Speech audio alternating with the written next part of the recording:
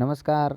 आज के वीडियो में हम लेकर आए हैं राजस्थान की कला एवं संस्कृति से संबंधित राजस्थान के लोक वाद्य यंत्र। राजस्थान में कौन कौन से वाद्य यंत्र बजाए जाते हैं उनका हम अध्ययन करेंगे।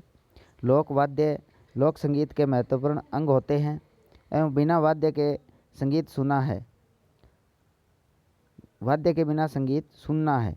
इनके प्रयोग से गीतों व नृत्यों की माधुर्य वृद्धि के साथ ही वातावरण निर्माण एवं किसी कलाकार को की भावाभिव्यक्ति को प्रभावशाली बनाने का कार्य होता है।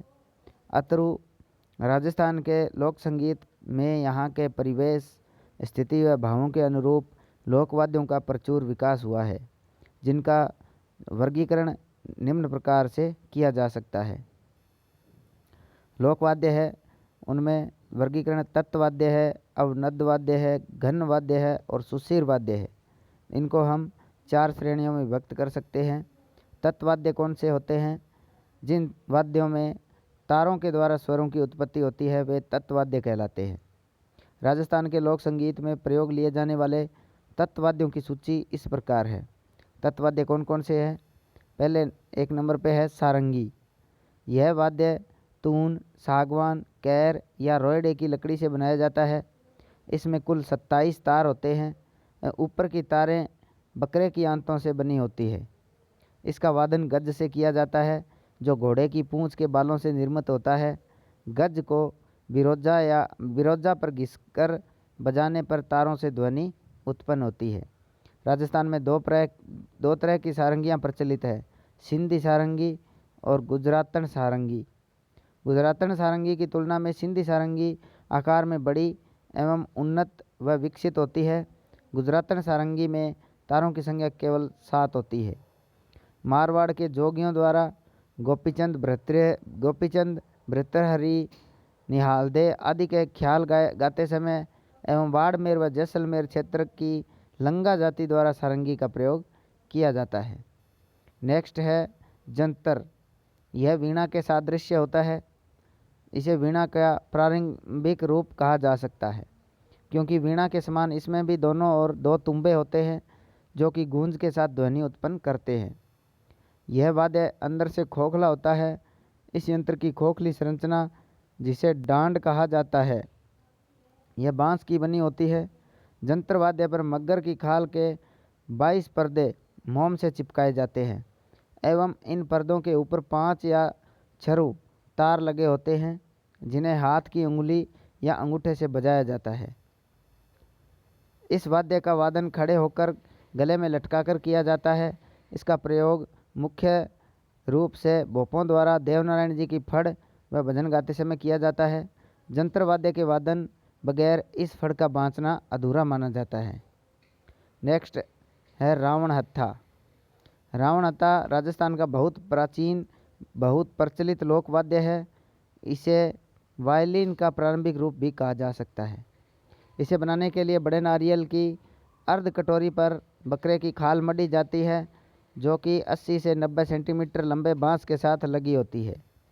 बांस में जगह जगह छिद्र कर खूंटियाँ लगा दी जाती है, जिनमें 9 तार बांध दिए होते हैं। इस वाद्य का गज घोड़े के पूंछ के बालों से निर्मित होता है एवं गज के अंतिम छोर पर घुंघरू बांधे होते हैं, जो उसके संचालन के समय के साथ ध्वनि उत्पन्न कर ताल कार्य करते हैं। इस वाद्य का प्रयोग मुख्य रूप से भोपों व भीलों द्वारा पाबूजी की फड़ व अन्य देवी देवताओं के भजन व गीत गाते समय किया जाता है। नेक्स्ट है रवाज।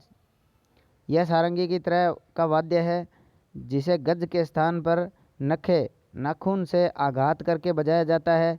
इसमें तारों की संख्या 12 होती है। इस वाद्य को डफ भी कहा जाता है एवं यह वाद्य मेवाड़ के राव व भाट जाति के लोग अधिक बजाते हैं। तंदूरा, चौतारा, निशान, तंबूरा, इन चारों नामों में से एक ही प्रकार का वाद्य राजस्थान में प्रचलित है। इस वाद्य की आकृति तानपुरे से मिलती है। यह 4 तारों वाला वाद्य है, जिसका निर्माण लकड़ी से होता है।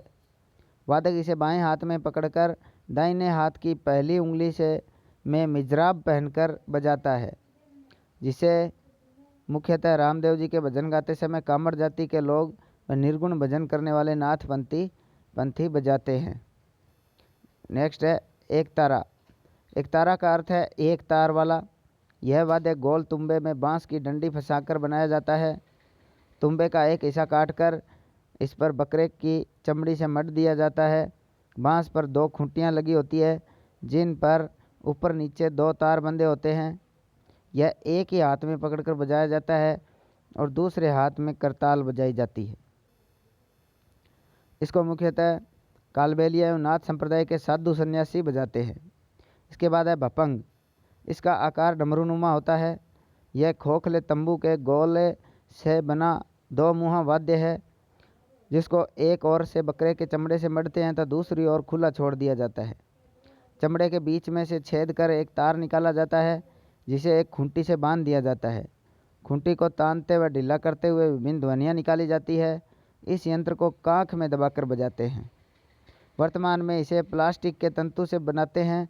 इस वाद्य का प्रयोग आमतौर पर मेवात के जोगी समुदाय द्वारा प्रधानता से किया जाता है।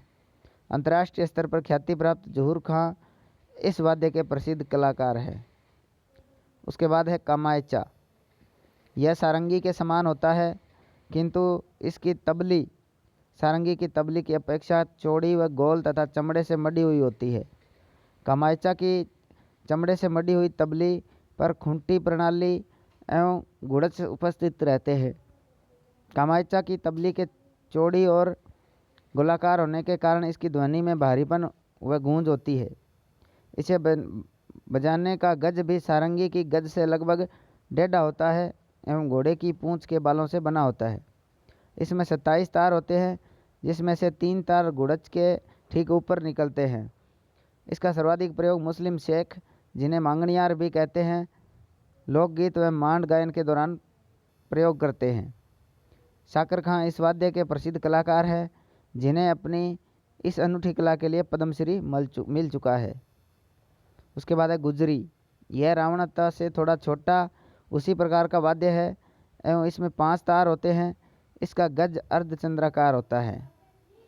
नेक्स्ट सुरिंदा। रोएड़े की लकड़ी से बने इस वाद्य के गज पर घुंघरू बंधे होते हैं एवं इसे गायन के साथ नहीं बजाया जाता है। चिकारा। केर की लकड़ी का बना इस वाद्य का एक सिरा प्याले के आकार का होता है जिसमें 3 तार बंधे होते हैं। इसे छोटी गज की सहायता से बजाया जाता है। इसके बाद है दुकाको। इसे घुटनों के बीच रखकर बजाया जाता है। आमतौर पर भील जाति के लोगों द्वारा दीपावली के अवसर पर इस वाद्य का प्रयोग किया जाता है। 2 नंबर पे आता है सुशिर वाद्य। इससे पहले हमने तत्वाद्य पढ़ा, अब है सुशिर वाद्य। वे वाद्य जिन्हें फूंक मारकर बजाया जाता है सुशिर वाद्य यंत्रों की श्रेणी में आते हैं। इनमें है पहला है बांसुरी। यह एक अति प्राचीन लोकवाद्य है जो समय के साथ परिष्कृत हो विभिन्न संगीत कलाओं का अभिन्न अंग बन चुका है। इसे पारंपरिक रूप से बांस की पोली नली से बनाया जाता है। पोली नली में स्वरों को के लिए छेद या 6 छेद या 7 छेद बनाए जाते हैं जिनकी दूरियां स्वरों की शुद्धता के लिए निश्चित रखी जाती है। बांसुरी के एक छोर पर एक छेद होता है जो वादक द्वारा फूंक देकर संगीत उत्पन्न करने हेतु होता है। आमतौर पर बांसुरी का यह छोर क्षैतिज रूप से नीचे की ओर तिरछा होता है। उसके बाद है अलगोजा। अलगोजा राजस्थान का राज्य वाद्य है। यह बांसुरी की तरह का होता है। इसमें 2 बांसुरियों का जोड़ा होता है जो एक वादक दोनों को एक साथ मुंह में रखकर बजाता है। इसमें सामान्यतः एक बांसुरी का आकार दूसरी के बड़ा होता है एवं इन बांसुरियों में कुछ में 3 तथा कुछ में 5 छेद होते हैं जो स्वरों की शुद्धता के लिए निश्चित दूरी पर होते हैं। वादक 2 अलगोजे मुंह में रखकर एक साथ बजाता है जिसमें एक अलगोजे पर शा ध्वनि बजती है तथा दूसरे पर भिन्न भिन्न स्वर निकाले जाते हैं। वादक बिना रुके तेजी से इनमें फूंकता है जिससे ध्वनि उत्पन्न होती है एवं दोनों तरफ उंगलियां का प्रयोग कर स्वरों में भिन्नता लाता है। यह वाद्य जैसलमेर, जोधपुर, बाड़मेर, बीकानेर, जयपुर एवं टोंक आदि क्षेत्रों में मुख्य रूप से बजाया जाता है। अलगोजा को वीर तेजाजी की जीवन गाथा, डिग्गीपुरी का राजा, ढोला मारू नृत्य और चक्का भवाई नृत्य में भी बजाया जाता है। इसका प्रयोग भील व कालबेलिया जातियाँ प्रधानता से करती है एवं जयपुर के पदमपुरा गांव के प्रसिद्ध कलाकार रामनाथ चौधरी नाक से भी अलगोजा बजाते हैं। नेक्स्ट है पुंगी। इस वाद्य में सर्पकों को मोहित करने की अद्भुत क्षमता होती है, इसलिए मुख्य रूप से सपेरों द्वारा इसको प्रयोग में लिया जाता है। इस वाद्य में सर्प को मोहित करने की क्षमता होती है। यह वाद्य घिया या तुम्बे का बना होता है, जिसका ऊपरी हिस्सा लंबा एवं नीचे का हिस्सा गोल होता है। गोल हिस्से में 2 छिद्रित नलियां लगाई जाती है, जिसमें हवा फूंकने पर एक नली में से सा स्वर बजता रहता है, दूसरी नली से भिन्न भिन्न स्वर उत्पन्न किए जाते हैं। यह कालबेलियों व आदिवासियों का प्रमुख वाद्य है। नेक्स्ट मुरला या मुरली। यह पुंगी का परिष्कृत रूप है। इसे नलीदार तुम्बे के नीचे चौड़े भाग में 2 बांस की नलियां फंसाकर बनाया जाता है एवं इन नलियों से ध्वनि उत्पन्न की जाती है। उसके बाद है शंख। समुद्र से प्राप्त इस वाद्य का प्रयोग देवी देवताओं की आराधना के दौरान मंदिरों में किया जाता है। इसका प्रयोग शुद्ध युद्ध के प्रारंभ भी पूर्व भी किया जाता है। नेक्स्ट शहनाई। यह सुशीर वाद्य यंत्रों में सर्वश्रेष्ठ व सुरीला वाद्य है। इसकी ध्वनि शुभ मानी जाती है, अतः प्राचीन राजा महाराजाओं के यहाँ से सदैव बजती थी एवं विवाह उत्सवों में मुख्य रूप से बजाया जाता है। इसे शीशम, सागवान या टाली की लकड़ी से बनाया जाता है। इसका आकार चिलम के समान होता है। इसमें 8 छेद होते हैं एवं इसका पत्ता ताड़ के पत्ते का बना होता है। सामान्यतः इसे नगाड़े के संगीत के साथ बजाया जाता है। मेवाड़ की मांगी बाई इस वाद्य की प्रसिद्ध लोकप्रिय कलाकार है। इसके बाद है सतारा। यह अलगोजा, बांसुरी व शहनाई का समन्वित वाद्य है। अलगोजे की भांति इसमें 2 लंबी बांसुरियाँ होती है, जिनमें एक आधार स्वर देती है। दूसरी बांसुरी के 6 छेदों में से को बजाकर भिन्न भिन्न स्वर उत्पन्न किए जाते हैं। इस वाद्य की सबसे बड़ी विशेषता है कि किसी भी इच्छित छेद को बंद करके आवश्यकता अनुसार सप्तक में परिवर्तन किया जा सकता है। इस सुविधा ने इस वाद्य को अत्यंत उन्नत बना दिया है। इस वाद्य को मुख्य रूप से जैसलमेर व बाड़मेर की जनजातियों द्वारा प्रयोग में लिया जाता है। इसके बाद है मोरचंग। यह लोहे का बना छोटा सा वाद्य है, जिसे ओठों के बीच में रखकर बजाया जाता है। इसमें एक धातु के बने गोलाकार हैंडल से 2 छोटी व लंबी धातु की छड़ें निकली होती है। इन दोनों छड़ों के बीच में लोहे की एक पतली लंबी रीढ़ होती है, जिसके मुख पर थोड़ा सा घुमाव दे दिया जाता है। इस वाद्य को ओठों में दबाने के बाद श्वास प्रश्वास से रीढ़ में कंपन होता है और इस तरंगित रीढ़ के मुड़े हुए हिस्से पर अंगुली से आघात करके स्वर व लयपूर्ण ध्वनि निकाली जाती है। उसके बाद है बांकिया। यह पित्तल से निर्मित बिगुल की आकृति समान वाद्य है, जिसके एक और के छोटे मुँह में फूंक मारकर बजाया जाता है। यह सरगणों का खानदानी वाद्य है, जिसे ढोल व थाली की रंगत में बजाया जाता है। नेक्स्ट मशक। मशक को बकरी के चमड़े की सिलाई करके बनाया जाता है। इसमें एक ओर से मुंह से हवा भरी जाती है, दूसरी ओर आगी हुई नली के छेदों में से स्वर निकाले जाते हैं। इसकी ध्वनि पुंगी की तरह एवं इसका प्रयोग भैरवजी के भोपे अधिक करते हैं। नेक्स्ट है भुंगल। यह मेवाड़ की भवाई जाति का प्रमुख वाद्य है, जो गांव में खेल शुरू होने से पहले जनता को एकत्रित करने के लिए बजाया जाता है। पित्तल की लंबी नली से बना यह वाद्य बिगुल की भांति युद्ध शुरू करने से पूर्व भी बजाया जाता था। नेक्स्ट नागफणी। यह वाद्य पित्तल की सर्पाकार नली का होता है। इसके पिछले हिस्से में एक छेद होता है। उसके बाद नेक्स्ट है करना। यह पित्तल का 7-8 फीट लंबा नोकदार वाद्य है। इस वाद्य के संकड़े मुंह पर एक छेद होता है, जिसमें सुरनाई जैसी नली लगी होती है। नेक्स्ट तुरही। यह पित्तल की 2 मुँहा नली से वाद्य बना है, जिसकी आकृति नोकदार होती है। इसका एक मुँह छोटा और दूसरा मुँह चौड़ा होता है। उसके बाद सुरनाई।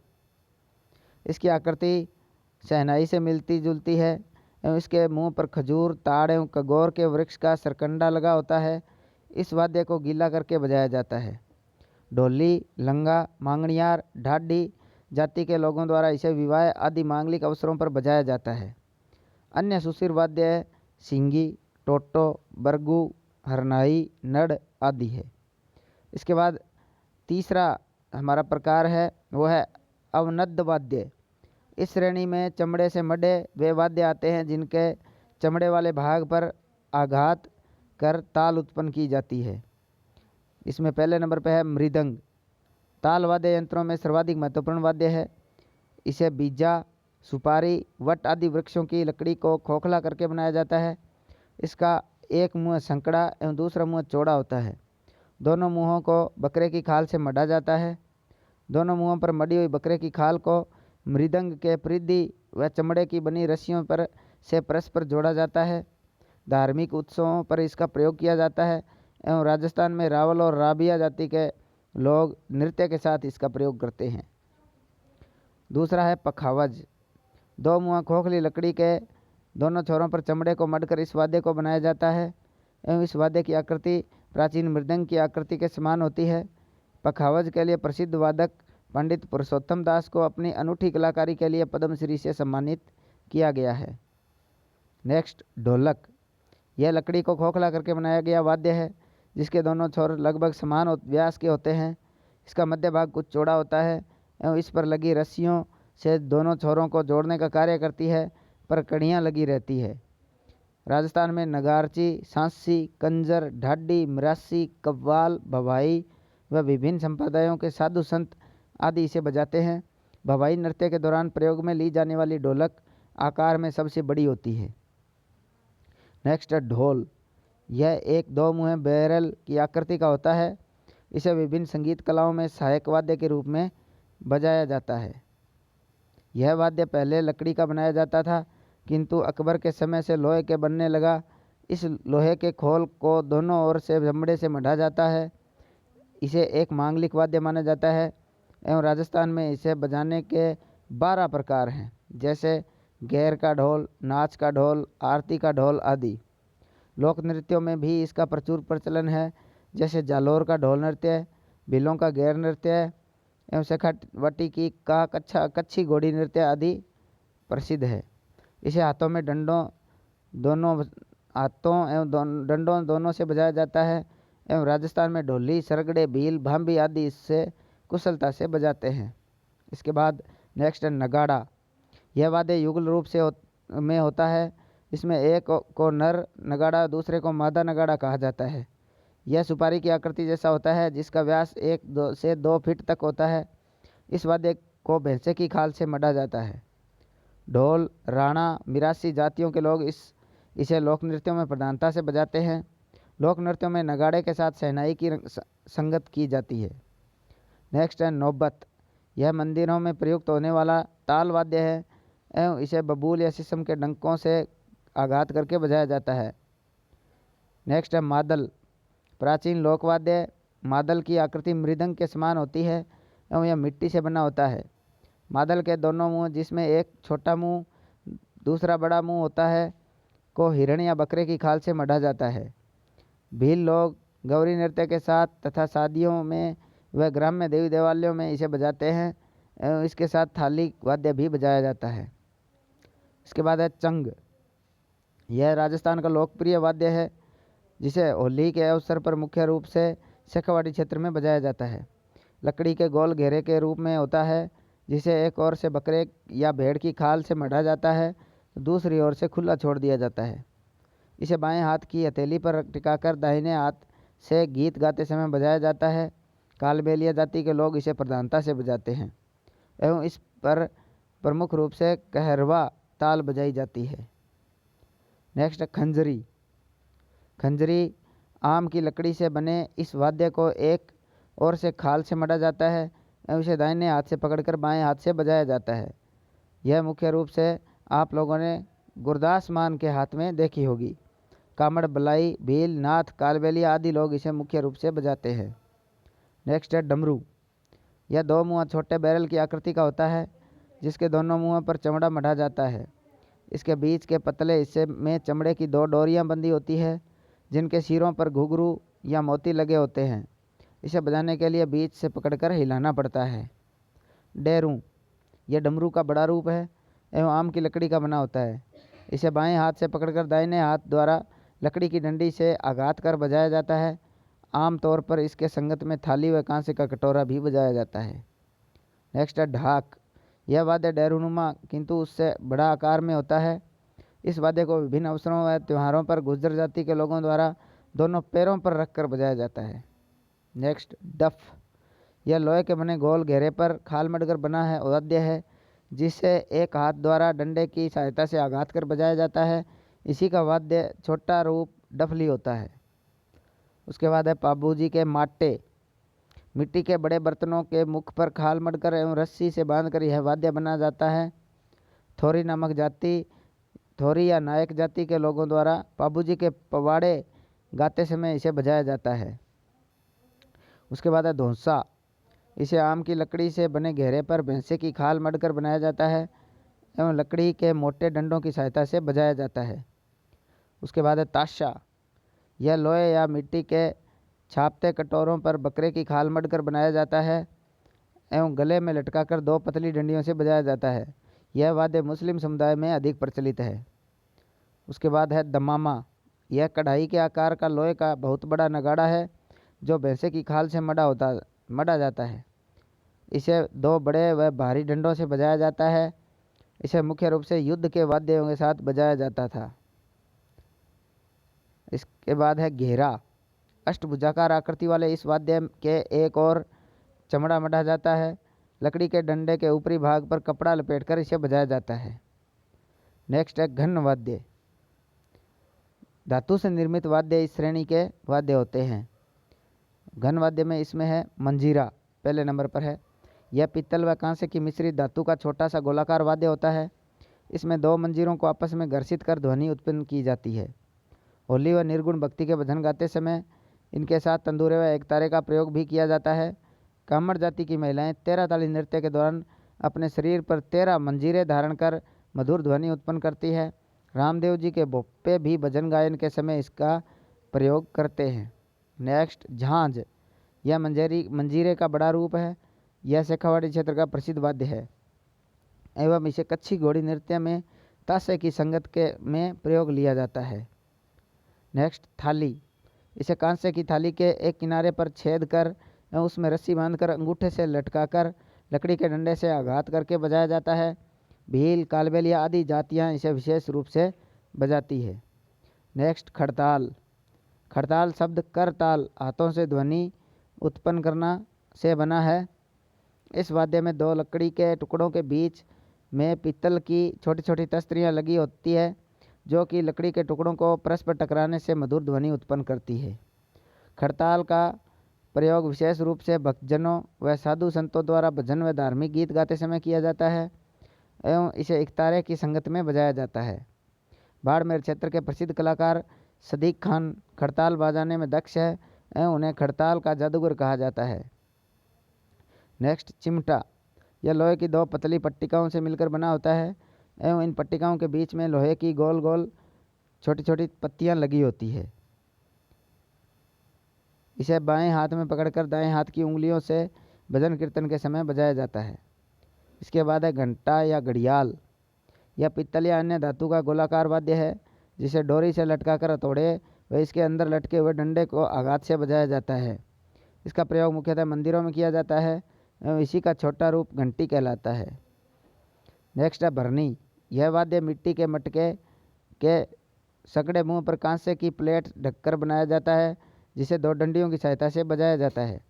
यह मुख्य रूप से भरतपुर अलवर क्षेत्रों में लोक देवताओं के यहाँ सर्प के काटे हुए व्यक्ति का इलाज करते समय बजाया जाता है। नेक्स्ट है रमझोल। इसमें चमड़े की पट्टी पर बहुत सारे छोटे छोटे घुंघरू बंधे होते हैं जिन्हें नृत्य करते समय दोनों पैरों पर बांधा जाता है एवं इसमें लगे घुंघरू शरीर के संचालन के साथ मधुर ध्वनि उत्पन्न करते हैं। होली पर गैर नृत्य करने वाले एवं भील लोग विभिन्न प्रकार के चक्राकार नृत्यों में इसका प्रयोग करते हैं। नेक्स्ट है गुरालियो। यह वाद्य बांस की खपचियों से बनाया जाता है। इस खपची को एक ओर से छीलकर उस पर धागा बांध दिया जाता है। इसे दांतों के बीच दबाकर धागे को ढील व तनाव देकर बजाया जाता है। तो आज की वीडियो में राजस्थान के वाद्य यंत्रों से संबंधित इतना ही। हमारा वीडियो देखने के लिए धन्यवाद। अगर आपको वीडियो अच्छा लगा तो चैनल को सब्सक्राइब करें और वीडियो को ज़्यादा से ज़्यादा शेयर व लाइक करें। धन्यवाद।